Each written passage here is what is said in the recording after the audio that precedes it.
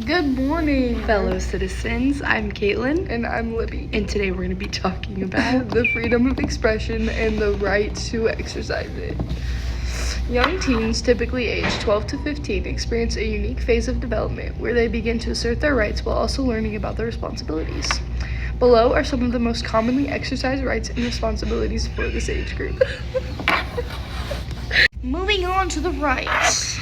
Freedom of expression, which is kind of the right to express their thoughts, opinions, and feelings, right to privacy, education, participation, healthcare, kind of the right to access healthcare services and make informed decisions regarding their own health, protection from abuse, respect from others, which is like understanding the importance of treating peers, teachers, and family members with respect and fairness, self-management, digital citizenship, healthy choices, community involvement, and our last one, adherence to rules. As young teens navigate their transition into adolescence, the balance between their rights and responsibilities become crucial. Encouraging young people to understand and embrace both aspects helps cultivate their growth into responsible and engaged adults. Parents, educators, and communities play essential roles in guiding this process to ensure a healthy developmental phase for teens. Moving on to some of the more specific aspects of the right to freedom of expression. Young adults, typically defined as individuals aged 18 to 25, experience a significant transition into full-fledged citizenship that encompasses various rights. The following are the most commonly exercised rights by young adults. The first one being voting rights, participation in elections, all that kind of stuff. Starting typically with like local and then presidential. The freedom of expression, obviously. Speech and advocacy. Young adults exercise their rights and socially, politically, and culturally.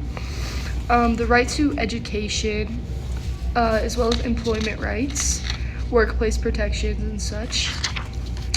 The next couple are going to be healthcare access, the right to medical care, and the right to personal privacy, the right to assemble, gather, and organize, rights to property, ownership, and leasing, freedom for religion, the pursuit of religious beliefs, and the right against discrimination and equal treatment.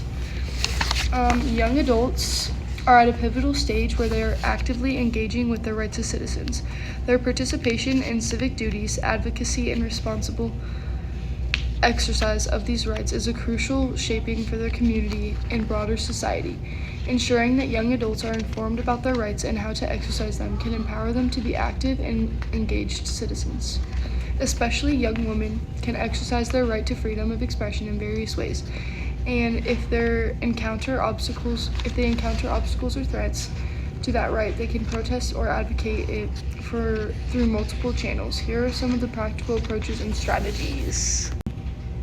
These include social media engagement, which is like platform for expression, participating in campus activities, join or form student organizations, protest and demonstration, participate in rallies, advocacy and activism, engage with local government, art and creative expression, use art as a museum,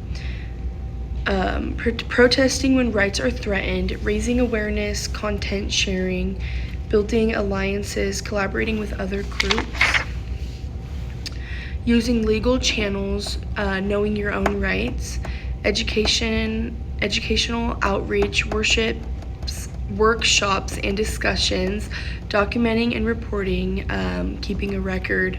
And then for the conclusion, for young women, exercising the right to freedom of expression and advocating for the right involves creativity, engagement, and resilience. By utilizing various platforms and strategies, the end.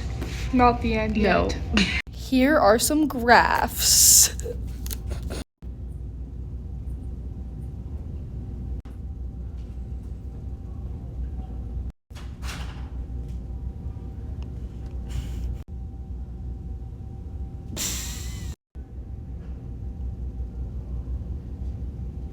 Graphs continued.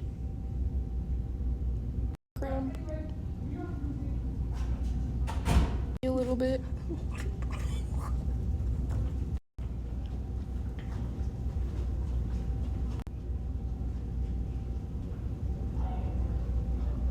We went out and asked some interview questions to some of our teachers. First being Amanda Jarvis. The question that I asked her was, what role do educational institutions play in promoting freedom of expression among students? Her response was, I think educational institutions can either help or hinder students in their quest to express themselves freely. A good institution will foster students' creatively and critical thinking skills and guide them to a deeper understanding of important topics and issues, which will hopefully help give them the confidence to express their ideas and opinions efficiently and eloquently.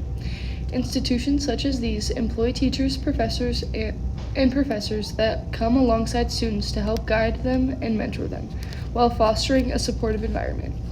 She has also been a part of institutions that have squashed that out of fear and making students rebel.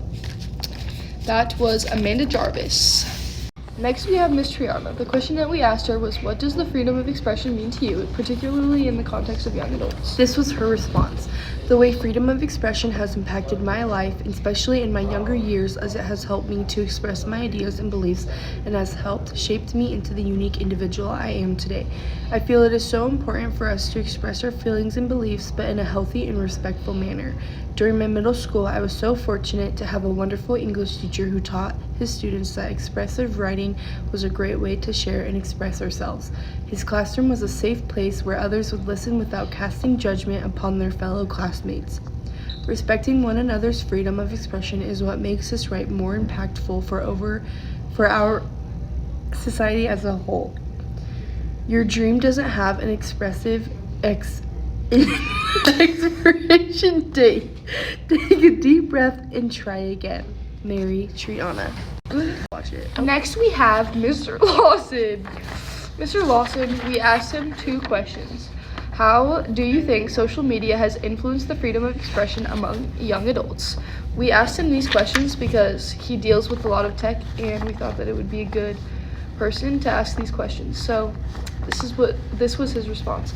He thinks social media has given young adults too much freedom. Crossing lines of expression is too easy for them. More reserved adults,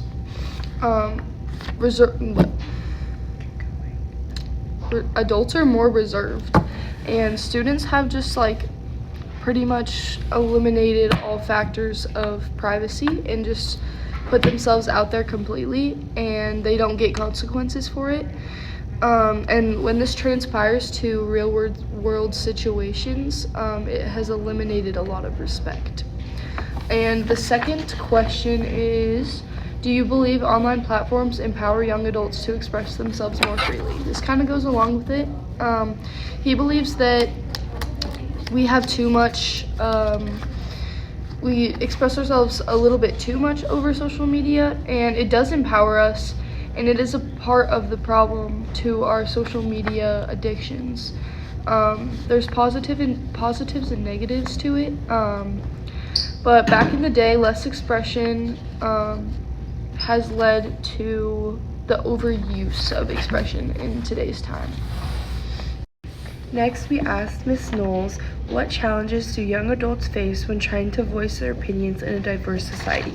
Her response was, some things stopping her freedoms of expression was her environments and people who disapproved of her ideas and strengths until she was able to adapt to applying more confidence to her daily life, shutting out people who wanted to bring her down.